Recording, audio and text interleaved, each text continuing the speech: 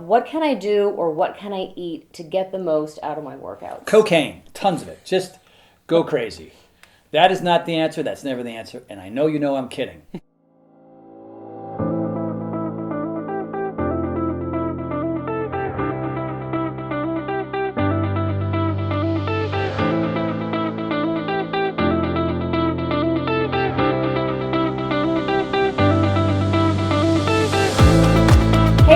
So glad you're back for Tony Talks again. You guys still have questions, and Tony still has answers. Unbelievable. I might. I hope. Jeez. I might have run out of answers.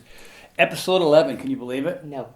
I can't either. Well, thank you for sticking around, everybody. And, of course, with every Tony Talks, we start with a story. And we've got a major upgrade. It's a clipboard, so I'm fired up about that. Super fancy right yes. now. It's aluminum or aluminium, depending where you're from. This comes from Barry Linchuk, and he's 58 years old, and it also comes from his family, and he lives in New York. Okay, so here he says, my story starts back in 2008 when I was doing what I thought was the right way to work out, but I was not getting results. Then my son in 10th grade and his best friends were doing a routine called P90X. Oh, I've heard of it. I hear it's all right. They would walk upstairs just drenched, bemoaning something called plyometrics. I've heard of that as well. He said, I tried it and immediately loved it. He is crazy. He is a masochist, but I love him for that. For Father's Day that year, my son gave me the entire P90X set, and from there I did it many times. Then I did the rest of your programs. Well, thank you very much. I used to take bands with me when I was traveling to ensure I could do my workouts no matter where I was going. I did a lot of Tony Hotel Warrior workouts in many countries around the world and upset a lot of people who were trying to sleep below me, which is not surprising, especially if you're doing that plyometrics, dude. I have been a health and fitness zealot ever since starting P90X, and my oldest son and I have been doing 3 Tough Mudders and a Spartan together. And I never could have done any of these crazy things without the strength and endurance I gained from doing your workouts. That is awesome. Yay, that's amazing. I retired early this year, and then COVID happened, so my workout routine changed. I went from being alone with Tony in the basement to working out with my wife, doing the next level. Yes. It's been the best change ever, and so much more fun when we were doing it together. Makes me feel good. I'm choking up. Or it's a flaxseed. I'm not sure which. What's even more exciting is that my youngest son, who's never been a workout person, has started doing the next level and is seeing results. And there are 1, 2, 3 exclamation points. They're right there. I swear to God. That's amazing. So, young son, welcome to the fray. Welcome to the family. So we now have the entire family doing Tony workouts, feeling great and looking great and loving life. Only 2 exclamation points there, so I don't know. There's more love for your life. But that's, no, I'm kidding. That's amazing. We are all very excited about what is coming next with the next program, and we're excited to be in the beta group. In all caps, thank you for helping me achieve my goals and becoming healthier, stronger, and more knowledgeable about health and fitness. Well, Barry, you're a super fan. I see you a lot. This is a great note, and it's very inspiring. So, I love that. Dude, thank you, man. The whole family. The whole family. And the youngest son, next level. So fun. Next right level, on. you know, it doesn't get enough credit, but people are loving it, especially when we built that program around it. Definitely. So. Barry, all right. thank you. Are you ready for our first question? Hold on. This is also what this is for. Wipeout. Anyway. Is that what that was? That's what was my... That's what we used to think Wipeout was. Next question. Okay, sorry. Comes from James in California. Speaking of wipeouts. And he wants to know how to deal with negative Nellies. Aren't there plenty of those out there? Why are they on the earth? That's the whole question? No. I'm going to read you the question. But wait, there's more. Okay. Yeah, but now I'm just going to sum up the question, and then you'll have to wait with anticipation until I get to the question. Okay, ready? Okay. He says, Hi, Tony. Thanks for starting Tony Talks. I've been a fan of you for years, and remember you doing similar talks with Stephanie Saunders back in the day. Stephanie Saunders, she's a dancer. Always has been. Love hearing your stories and your advice. Although I've got hundreds of questions for you, my main question isn't even about fitness, it's about life. He says, what would you say to somebody that has a job that they love, in all caps, that's having a positive impact around our country, but the people I work with make life miserable? There's so much backstabbing, backdoor dealing, and just plain hostile, toxic work environment. So do I hit the road and run despite how much I love the job, or do I stick it out trying to continue to make a positive difference and change? Again, love you and all that you say and do. My girlfriend makes fun of me for how much I quote you and talk about you. Variety is the spice of life. Thanks, and can't wait to see what's next from you. That's a great question, and I think a lot of people can relate to that. And because I know what it's like to be involved in sort of toxic situations as well, and it's really rough. Especially if you do love what you're doing, right? And so that's tough. I mean, your two options, really. I mean, how do you make a decision, right? So here's my simple, basic answer. And this reminds me of when a friend of mine, who became a friend after doing P90X, was trying to figure out whether to do P90X or not, because there were a lot of reasons why he could have, and there was a lot of reasons why he shouldn't have. And so what he did, and which is great, and I've told people ever since, and if you read a lot of personal development, you'll see this as an example, is you take a piece of paper and you draw a line down the center, and you write all the reasons why you should stick around and all the reasons why you should leave. And then you have to kind of make a decision. When it came to the gentleman who was deciding on P90X, all the reasons why not to exercise were like, I like who I am, and I know I'm overweight, but life is pretty convenient, and he had an injury which made it harder for him to exercise. But then when he wrote his list for all the reasons why he should do it, it superseded the other list, and he just knew that, hey, I have to be a better husband, I have to be a better father, I want to live longer, I want to walk my kids down the aisle. There were so many really powerful reasons why you should keep doing it. And Jeremy Yost, you know who you are, and we all know Jeremy. Oh.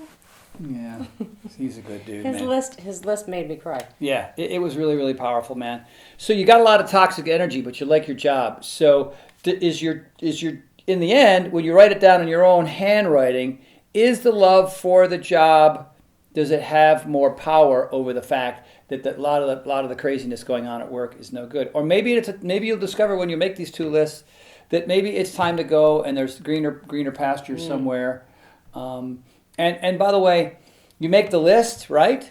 And maybe it's pretty close, and you're like, one is better. Then you flip the coin and go, okay, I'm going to go this way. And then if things don't improve, and they seem to get worse, then you do it again. It's not like this is a one-time offer. Right. You know what I mean? Do it again a month later, and then do it again a month later, and that is if you're still at the old job. And then maybe it's just time to to kind of break from all that insanity and do something else. Yeah, your mental health is just as important. I think as or more so than the love for your job, and the fact that you live with that sort of juxtaposition is brutal, dude. So tough. Oh my God, it's so tough. And especially, I don't know what kind of job you have.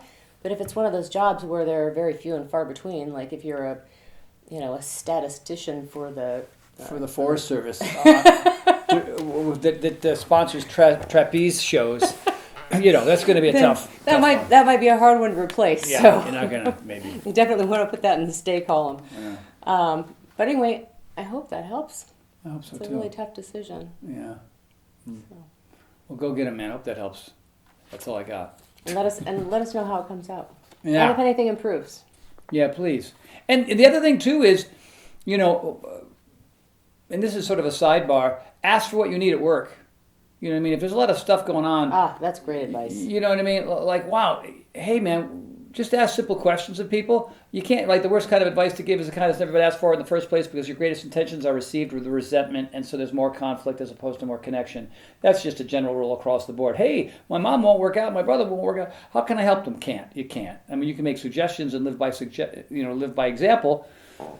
And same thing with work, So you just got to be the most upbeat, positive, super fired up. And then when people are really being complete boneheads, hey, I would say something like, hey, I understand that you're under a lot of stress and things are tough for you right now.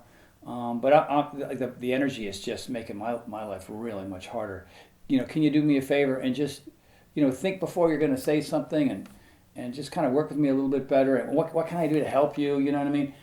I always ask for what I need, and I do it with Sean, and she does it with me, and I do it with people at work, and be as diplomatic and as civil and as upbeat and positive as you can be, because when people are like that, they are, they're ready to just pounce sometimes. So you really got to pick the high road.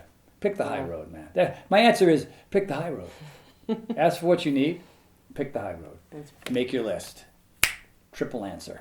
Money. Bingo. All right, what do you got? Okay. Next question is from Spencer in Canada. Spencer, I wonder who this is. He Spencer, who wants is to this know how to Spencer? get more energy for workouts. He said, "Hi Tony, I love your workouts. They are awesome." 2 exclamation points. However, sometimes I don't have much energy to do my workouts. So, what can I do or what can I eat to get the most out of my workouts? Cocaine, tons of it. Just go crazy. That is not the answer. That's never the answer. And I know you know I'm kidding. Welcome to my world, dude. So here's a little mini discovery that I've had lately. And this might or might not be your situation. All right. So it's 3 things that if I have lined up, I can usually have the energy and enthusiasm to get after my workouts. And look, a plyo routine is different than an upper body, which is different than a yoga, you know what I mean? And so sometimes I can't muster the energy for certain routines purely based on what they are, but I hunker down and I do my best and I forget the rest. But with that said, there are 3 things that I think are really important. Hydration, right? Macros and micros, your supplements and your food, and then your sleep. Now, I might even have talked about this last week. I don't want to sound like a broken record. But that's really, really important. And if all 3 of these things are not lined up and you're not doing them correctly and you're not consistent with them, then you're going to run into troubles. And if I didn't say this last week, I'm going to say it this week. All 3 have to be on point all the time. And it's not like I'm asking you to split atoms or dig a ditch from here to Timbuktu. What I'm asking you to do is to drink enough water throughout the day so that you're well hydrated, so that if somebody did a blood test, they would go, oh, you're well hydrated. And that's like, on average, 6 to 8 ounce glasses of water a day. And, you're getting certain, and this is hard for me because a lot of people go, you don't really drink water. You get that in your fruits and vegetables and yada, yada, yada. But there's other things that, that you're doing that are causing dehydration. It's something, it's been 102 out, 108 outside lately. So oddly enough, I'm super thirsty. I wonder why, because Earth is sucking the liquids out of my body, right? And so you have to be really diligent about that, and you're gonna have to use the toilet more often, but that's just life. But it's really, really important because it's good for your joints, it's good for inflammation, and it's also an energy source. Water is one of the most simple, most important, and you can go without food for a long time. Mm-hmm. You go without water for 48 hours, and they find you in a ditch. You know what I'm saying? And so that's really important. And micros and macros too. It's fruits, vegetables, whole grains, lean, proteins, healthy fats. I've said it 1 trillion times. Now, are you keto, vegan, or vegetarian, or paleo, or whatever? You got to be plant-based. I mean, really. I mean, there's keto program. I mean, Shauna's done keto cleanses and paleo stuff, but it's but even keto and paleo is mostly vegetables. Exactly. It really is. Very little protein. Your protein source is really interesting. And then when it comes to your macros, which is, are you doing a multivitamin? Are you taking one of my Power Life formulas? Are you consistent with that? So hydration, macros, micros, and then sleep.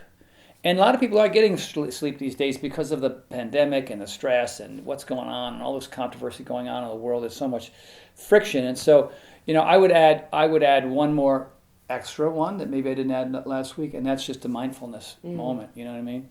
Let the pendulum go. Working out really hard and running and fit and work and stress and life and pandemic and civil unrest and petting your dog and going for a walk and getting 8 hours of sleep and finding time to meditate and reading a book and driving a car in traffic with stress, you know what I mean? So life shouldn't be a constant battle because that's how the candle burns at both ends, and that's how you run out of energy, and you can't figure out why you don't have enough energy to do your workouts, man. So hydrate, get the right stuff in your gob, get your 8 hours of sleep, and find some. Yeah, sometimes it's as simple as just eating something that gives you instant energy. A piece of fruit is always good, and something with MCT oil in it. There's plenty of shakes. Explain the MCT oil thing. So that's a medium chain triglyceride, smart. which your body can immediately use as energy. So it's if you've got something to do, it can use it as energy. It's a fat. But your body doesn't store it away like fat that it's going to use, like say you are starving in the middle of the desert, then you're going to start drawing on that. But this is a fat that your body will use right away. And for me, that's exactly what I need in the morning to get going for my workouts. I just do a little shake. It's got some MCTs in it and some beta somethings. You put kale and little bits of kale and other things in there. Is that post workout? No, those are different shakes. Those are protein shakes. This is just something I shake up really quick. It's very liquid. It's not thick, and sometimes it's hard to eat in the morning. Right. And it just gives me a little boost of energy. That's all I need. Mr. and Mrs. Horton. So there you go. Bingo. Hope that helped. All right. All right. Next one comes from I hate butchering names, and please forgive me if I don't do this right. Nige from England. Nige. It's Nige. Or Nigel. Is it Nigel? Is it short for Nigel? It could be. That's what right. I was thinking. Maybe. Anyway, Nige? I'm nailing the English accent this week. Totally.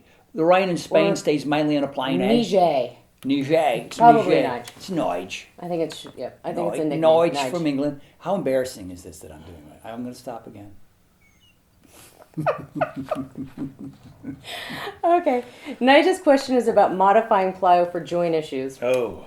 And he says, "Hi Tony, I live in Stafford, England, and have been doing your workouts for a number of years now. I'm 56 going on 57 years old and starting to get joint issues now and again." Yeah, man. Can't we relate to that? Yeah, so my question is, what moves would you modify for less impact as you get older? For instance, what could replace tuck jumps but still be beneficial, or plyo push-ups, etc.? Oh, Nige or Nige or something. Great question, by the way. And plyometrics is it's a tough one, because you're leaving the surface of the earth. So here's some simple things. Get extra cushion on the floor. Like, I don't know what your surface is. If a carpet sometimes is not enough. Certainly a hardwood floor, a stone floor, a cement floor, super brutal. So your landing zone is really like, imagine if you were doing this on a mini tramp or some gymnastics flooring. You know what I mean? And your shoes matter too. So the shoes matter. Are they new shoes, old shoes? Because typically, and we've been working out in these zero shoes lately, which are very thin. They have a zero drop. They're wider. So we have a rubber floor in there, and I have to be super careful on how I land. So this is category 1 on how to help you. The type of floor, the type of shoe, and the type of landing. So there's the concentric, which is so eccentric, concentric. With plyometrics, you're leaping off the ground, and then when you land, there can't be it should be a very, very soft sounding thing. And that usually happens that when you land, sort of tiptoe, ball the foot, and then maybe the heel touches the ground a little or not at all. So it's really kind of a mid-foot forward experience using, and that's the great thing about these zero shoes is, it reteaches the foot how to behave like it did when you were a little kid and you're walking around, on your kitchen floor without any shoes. He's getting on. an arch back, by the way. I'm getting an arch on my foot. Look at that. I'm going to show you this right now. This is You've all seen Tony's flat feet. right. Except for that. I don't know except for that dry I don't know skin. that they're going to be able to see that there. Yeah, they can't see that there. You can't. But he's got a little arch. I never had that before. No. I had No, we didn't. flat as a pancake before. And this is a zero shoe, right? So look at that. It's like a pancake down there. This is their casual kick around, like a just whatever, walk around town slipper shoe. And again, I'm not here to sell you shoes, but I'm here to tell you that's the first 3 things. Now, that's just floor and shoes and landing. Next is rehabby type things. So, Epsom salt baths, foam rolling, Theragun, whatever kind of way you want to do that. That's really ideal as well. Those are like little, the inside scoop ice baths, because what you're feeling is maybe it's arthritic or maybe it's arthritis, tendonitis, bursitis. It could be any number of the citises family. All right, and they're horrible, and they make you go ouchie. And so there's things that you can do there, right? And so get an Epsom salt bath, get an ice bath, foam roll the muscles around your leg. I remember when I went on a ski trip, and Steve Holmson, who comes here to Paragon, who works on that, he worked on my quads and my hamstrings and my calves and my peroneal muscle here. And I go, dude, it's in my knee. I don't know what you're doing. And I was screaming. I was like biting a bullet. And my knee was better. Just because it was, there's all, myofascial release is really, there's all these adhesions in places that are pulling on tendons and ACL and MCL and all these things. And so when you release all that stuff, then the knee's in as much pain. That's answer number 2. Number 3 is food. A lot of foods cause inflammation, not only in your stomach and in your intestines, but in your joints, right? So I've had blood work done. If you haven't had blood work done, I don't know where you want to go. But most standard blood work, it tells you need more vitamin D and whatever. Sean, I'm going to give you a few seconds to answer the blood work thing. But after I had a full panel and I looked at all the markers for certain things causing inflammation, no corn, no wheat, no dairy, no soy. Like those things are out. So I used to have itchy bumps on my head. Gone. I used to have athlete's foot. Gone. I used to have aches and pains, especially my shoulder. Oh, it's bursitis. It's a torn labrum. It's all this stuff going on in your shoulder. But why is my range of motion great now? You know what I mean? Like, how come I don't have? You know what I mean? So part of it is structural. Part of it is overuse. You know what I mean? From throwing footballs, as far as I could without warming up, and it's 32 degrees outside on a fall day in New England. Like stupid. You know what I mean? Whatever. These are lessons that I learned. But there's you get 4 answers. So here's your 4th answer. Modify, modify, modify. Who cares if you can't do the jump, knee tucks, march in place, run in place, jog in place. Do what you can, and if the stuff that hurts you hurts, then do a completely different exercise. Be curious, change it up, make it something else. As long as you're moving and you're sweating, you know what I mean? It's not like each and every one of these moves are so specifically important that you're not going to get results. It doesn't work that way. Jeremy Yost weighed 170 pounds more than he does now. Yeah, well, what's 180 times 2? 360. That's what he weighed. He weighed Wow, that was 360. a trick question. So yeah, No way to throw that at me. You're the mathematician. I knew it. There you go. I mean, that's multiple answers, man. You're gonna be a plyometric king, and right. that's what. Yeah, stepomatic. What'd you say? Stepometrics? Stepometrics. That's the way to go. Good question. All right. Multiple answers. Our next question comes from Kyle in Michigan. Kyle. And his question is about your 1968 Camaro. Oh. And he says, why did you have to sell your 1968 Camaro? When did you sell it? And have you ever thought about trying to find it and buy it back? Oh my God. That car, let me tell you a little story about that car. Because when I came out to California, I came out here with Bob Hennessy, my friend from high school, and he called me up and he said, hey, what are you doing for the summer of 1980? The Go-Go's were just a 1-year-old. I watched a documentary on the Go-Go, 1980. So I didn't have a car, right? And then there was 3 of us that were out here at the same time, our friend Howie and Bob and I. And I had no money. I came out here with $400, and I was doing mine at the pier, and I was barely eating. And I could barely pay our rent. The 3 of us were in a 2-bedroom place. And so they had enough money because they were smart, and they split that car. I don't know what happened to Bob. It was a Gran Torino. And I think he sold the Gran Torino. Like, who would have bought that? And then the 2 of them split a Mustang, but like the later years Mustang, before they got cool now and before they were cool then, there was that little interim where they were just crap. You know what I mean? Like, I don't know what year that was. It was and like 81. And they bought, it was 85. a stick. And I didn't know how to drive a stick, so I couldn't do it. I had that Mustang, I think. You It was did? my second car. Oh my Pretty sure that gosh, was oh it, my gosh. 1985 white Mustang. Here's a long answer to why I got rid of my 68 Camaro. And so, I didn't know how to drive a stick, so I would have to take buses or walk or whatever. I'm in LA without a car. I mean, how insane was that? And then I had this idea that if I got a job at a car dealership, then, whatever, I could probably finagle at getting a car, which is exactly what I did. So, here I was working at Daniel Chevrolet on Lincoln Boulevard in kind of Santa Monica, Venice border. And, I'm selling Corvettes. Like, here I'm test driving with people these Corvettes. They're like, oh my God, what would it be like to have a car like this? And this one kid pulls up in a 1968 Camaro. And I can't remember what he bought, but I sold him another car, and that was a trade-in. And so we gave him peanuts for it. And so the owner of the dealership said, here, man, how much money do you have? And I said, I got nothing. He goes, here, whatever. And I ended up buying the 68 Camaro for next to nothing, $1,000 or $1,500 or something like that. And it was a piece of crap, because it was, at that point, it was 1982, and this was a 68 Camaro, and it had 18 trillion miles on it. But I just thought it was so cool because it was really my first car that I ever bought, you know what I mean? It was a great body style, and I put a sunroof in it that leaked eventually, you know what I mean? Like, I put like fancy wheels on it, I thought I was a dragster owner or something.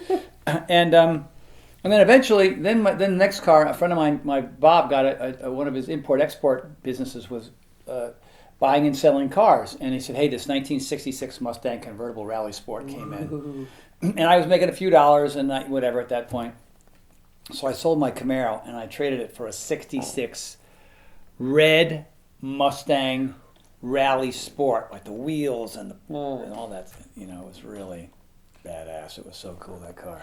So yeah, I'm at the point, past the point of whether I'm going to go find that car again. That's probably a square this big in a junkyard somewhere in Wisconsin. I don't know where it is. So It was on a ship to China yeah, a long time ago. yeah, it's probably like 20,000 leagues under the sea right now. That car. Okay, next one comes from Reed in Riverside, California, and his question is about hypertrophy exercise.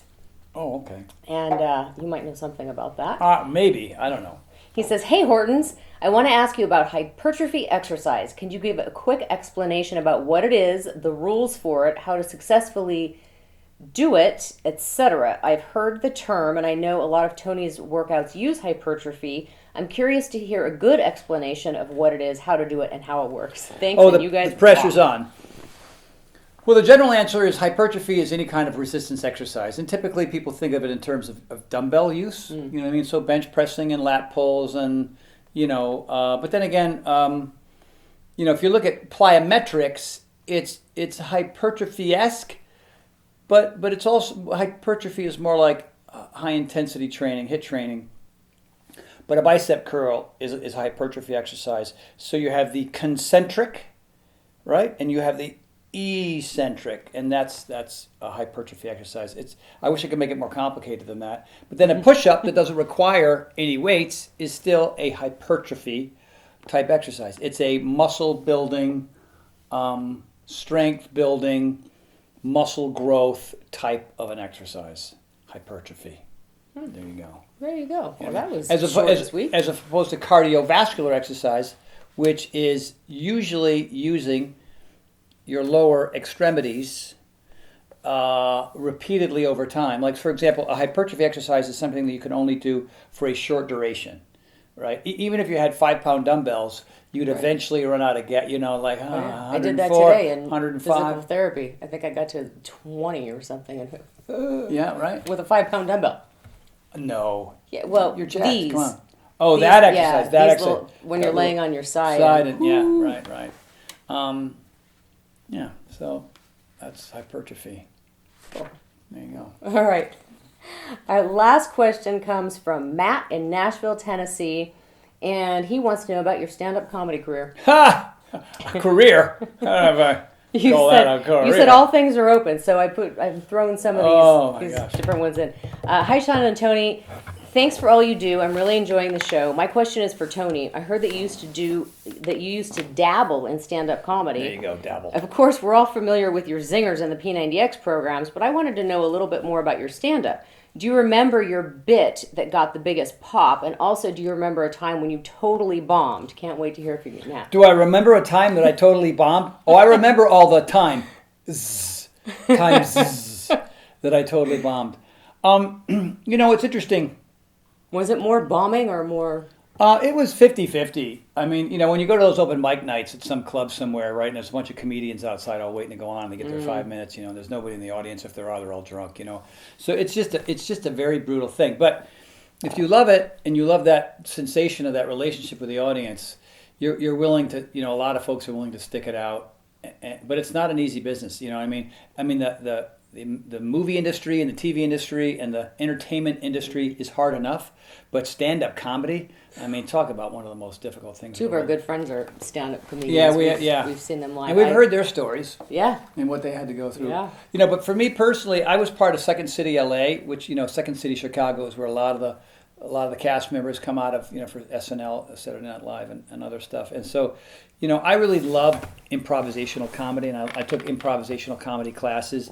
But you're working as an ensemble, but it's all free form. You're sort of playing off each other. So you're given a certain topic, and then you have to play a certain character, and you combine these certain kind of exercises, and then you just go. Is that like Whose Line Is It Anyway, or what is that show? Yeah, I know the show, but I don't think that's the name of the show. But that's an improv show. Yeah. Right, where you have all these characters in your head and you have all these behaviors in your head, And, you know, the one thing about improv comedy, it's always yes and. So if somebody says, wow, where'd you get that massive tumor on your cheekbone? You know, and the how do you kill an improv thing is, what are you talking about? What are you talking about? I don't have anything there. Then you've just killed it. It's not funny, and you're a terrible improv actor, right? And then, but if you said it to me, if I was to be funny, I'd go, oh, you mean this? Yeah, well, you know, it's my friend, and every once in a while I can take a nap, and eyes form and nose forms, and it starts talking with me. You know what I mean? Hello, you want to kiss him? Yeah, kiss my tumor. He's a great kisser. He loves tongue kissing. That's improv, right? So you're working off somebody. Stand up, it's all by yourself. It's all by yourself on stage, and you have to write a bit. And so, you know, I'm not going to do any of it here because it was mostly an NC-17 show. I mean, I've seen it. He's not lying. I mean, I was a big fan of Sam Kinison and Richard Pryor and Eddie Murphy, and you know. I mean, I had some clean stuff too, but that's all called blue comedy. And blue comedy means, you know, it's not family oriented. There's some of it was. Like I used to do this one bit where, you know, I was talking about shopping and, you know, in the big box stores like Walmart and Kmart, you know what I mean? Like you can get like a pallet of Lucky Charms, you know what I mean? And you have these crates that, you know, took like 4 people to move through the aisles. All right. So what do we got here? Oh, let's see. Snow tires. Like, oh, that's right next to the chiclets, right? You know what I mean? Like, I got snow tires, chiclets, and like, what is that? A canary? Oh, sure. You can get anything, right? That was one of my bits, right? What is this? Like, you know, shredder. Don't put the canary in the shredder. You know, whatever. That was sort of one of my bits. But another bit that I did was I can't even tell you what that bit was. But I would finish with it. I would play 9 Inch Nails. I'd crank it way up. And I used to do these sort of X-rated mime routines. I'll put it that way. Look at your face. Look at her face. And so, you know, with mime, you can create anything. You can create visually anything. Like, you know, I can create a wall. So I would do the wall thing or a ladder or something. You can also create people, like in front of you. You can kind of go, what's your name? You know what I mean? And then I would keep going. But you know what I mean? It was completely wild. I don't even think I can do it anymore. I don't think my routine would be allowed. I would be, you know, the police would come and take me away. But the point, the reason why I'm telling you that is, if you see me on camera, whether it's P90X, X2, whatever, you see how comfortable and relaxed I am, and you see that I can really, it's the improv, it's the stand-up, it's the acting classes, it's the scene study classes, it's all that, and people come to me and say, how do I get more comfortable in front of you know, in this industry? Because a lot of people in my position just don't have that twinkle, they don't have that pizzazz, they don't have that sense of humor, they don't have that form of delivery that I have, and that's just years and years and years of training of, you know, showing up at some club at 8 p.m. and I pull my name out of my hat and I'm on at 11:30. You know what it's like to sit in the parking lot with a bunch of guys smoking, trying to make each other laugh when you just want to kill them all and go on stage early, you know? And so that's just, you know, and doing mime at the pier for money. Oh, I'm out of food. I can't call my parents for another check. I put on the mime makeup and I'd go out to the pier and do the thing and whatever it was, and right, and I'd look and that was it. You know, I mean, those were the days, you know, just hand to mouth, super broke. Cheerios and yogurt. I lived on Cheerios and yogurt for days, breakfast, lunch, and dinner. But, you know, it turned out, it was hard, but it turned out okay. Yeah. Good question, and I'm sure I'll get in trouble for part of that, maybe. Okay, time for the speed round. Speed round. Do you have questions this week or not? I have just 2. Oh. Just 2. And you memorized them, I guess. Yes. I didn't even see you dig in your pocket. Nope. Okay. It's all right up here. And ready, set, go. What embarrasses you most, or what was your most embarrassing moment?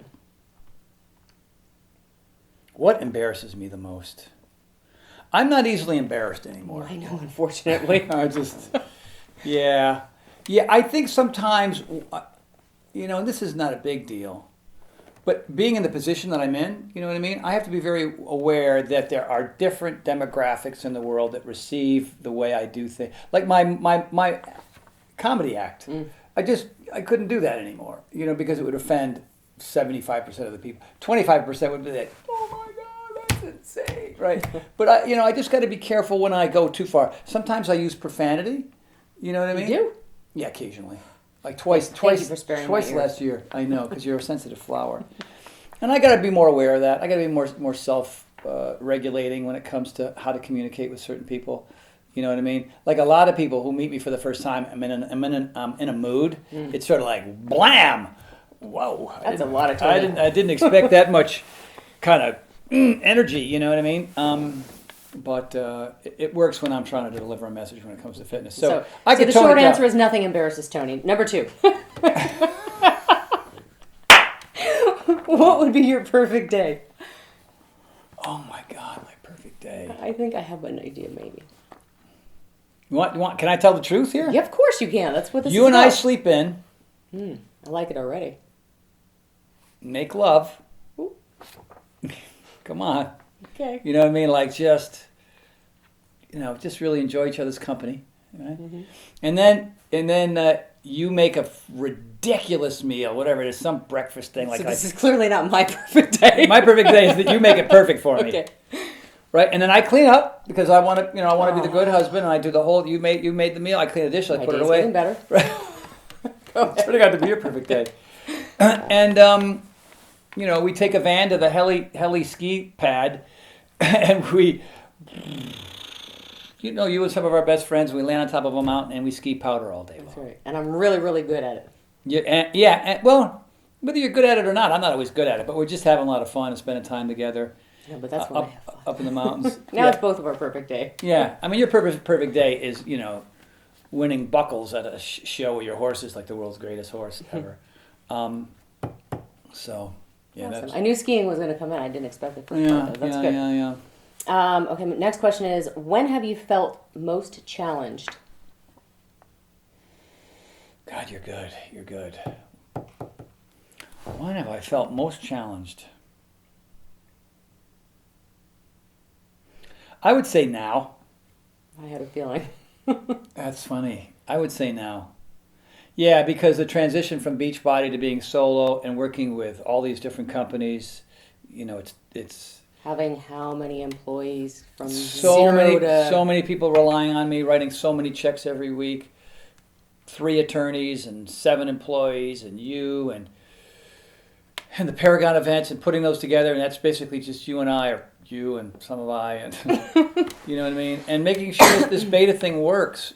Yeah. It's a lot of pressure. A lot of pressure, and but we work out and eat right, and we get enough sleep, and we deal with it. You know what I mean? A lot of phone calls, a lot of brainstorming, a lot of skull sessions, a lot of mistakes that need to be cleaned up, and just communicating better and trying to stay calm in the storm. This is And learning how to be a CEO.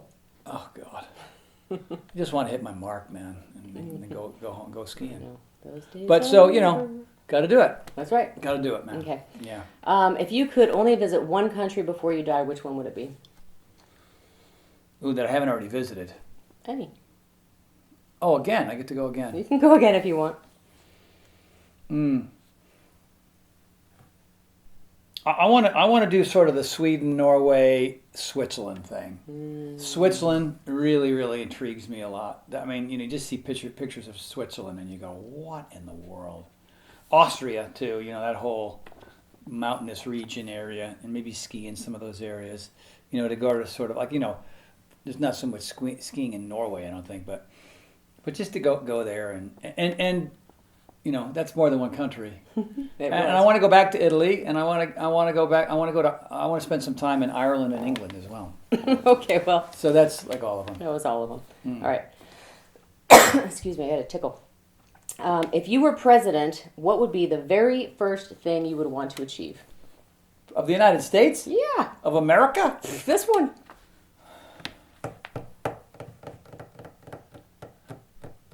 Oh, wow. What would be the thing I'd want to achieve? Well,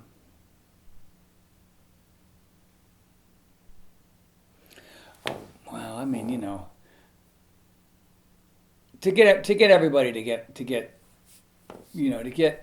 oh, damn it, I can't believe this is to get the people in this country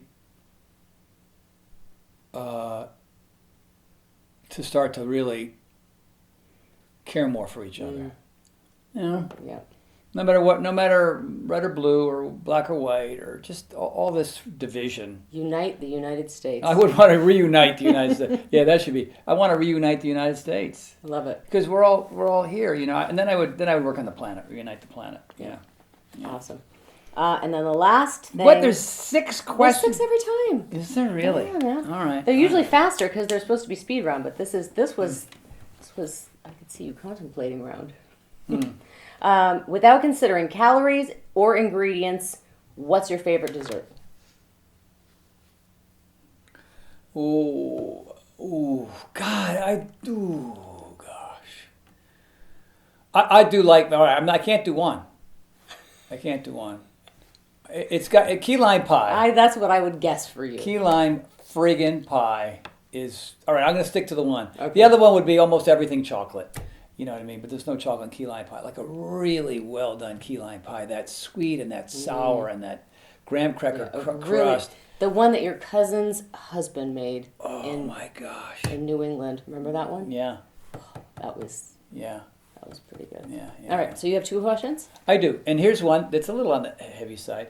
If you had never met me, didn't know me, where do you think you'd be right now? What do you think you'd be doing, and where would you be on Earth? I'd probably still be in Arizona. You know. I'd probably still be in real estate. And probably not a whole lot would have changed. Oh, you'd be that same. Yeah, I'd still have dogs. No. And I probably wouldn't have a horse, which bums me out. Oh, what you do? I have a horse. I have a great husband. I've got 3 dogs. I probably wouldn't have had 3. And this one's really simple, really, because people ask me this question, and I don't, for some reason, I like when they ask me this question. If you could be any height, if you could be the height 5'10". 5'10". So what you're an inch short of what you would want to be?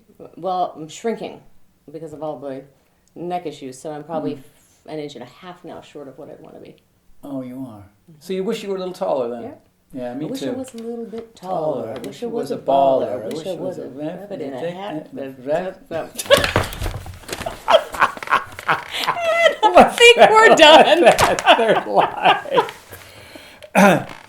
I wish I were 6'1". 6'1" would be killer. 5'10". And that'd be perfect. If I was 5'10", you'd be 6'1". I know. If you were 5'10", then we would look at each other right here, dude. Because I'm 5'10" and a half. Hanging on that. So it'd be like when you put heels on, it's like, oh, hi, Shauna, hi. Hi, I'm with her. I'm with a tall chick. So I'm glad when you put flats on. Well, I think chapter 11 or episode 11 was pretty good, and I thank you for those great questions. Keep them coming. We love the different ones. Those are fun. Yes. Questions. Yes.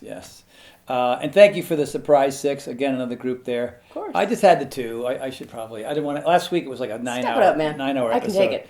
Yeah, I know you can. All right. All right. What's your favorite toenail color? Pink. Pink. You know that. Pink. It's pink. That's all I ever put on. Well, every shade of pink known to man. Well, yeah. And I've even got pink pants on tonight. I know. It's a great outfit. One of my favorites. I love that top on you too. Well, there you go, boys and girls. Mr. and Mrs. Horton, episode 11. So fired up. Thanks for being here. We'll see you next week. Yay.